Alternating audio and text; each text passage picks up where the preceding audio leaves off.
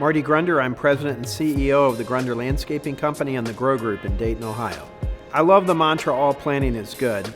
In some instances, I don't like using absolutes like the word all, but when you plan things, particularly in the snow removal business, you have a better shot of being successful by planning. Planning resources, just plan. Just sit down and plan. Think about where you want to be a year from now. Ask yourself the question, how will I know I've been successful? And then work backwards from that. All planning is good.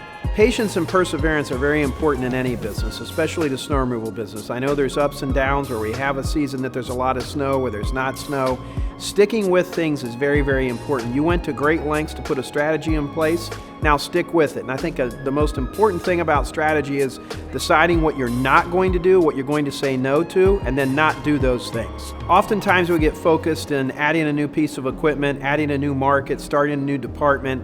And there's no way I'm going to argue with you that those are important, but I think it's some of the legacy things. Oftentimes we start a business where we have all these services or clients or people that got us to a certain point, but then to grow the business, you need to stop doing certain things to move to a different level. I think stop doing things is a very, very critical part of being successful. Looking at things pragmatically from a financial, a physical perspective.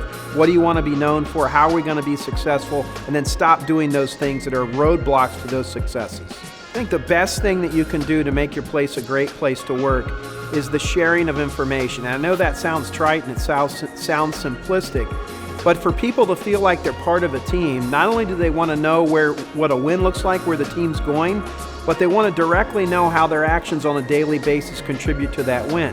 And I have found in business, not just in mine, but in the hundreds of ones that we've worked with at the Grow Group, that if you don't explain to your team what's in it for them, if you don't explain to them what a win looks like, if you don't get into detail, you don't share the scoreboard, it's very hard for them to connect the dots. So the sharing of information, in my opinion, the best way to engage your team, and an engaged team is a team that can win.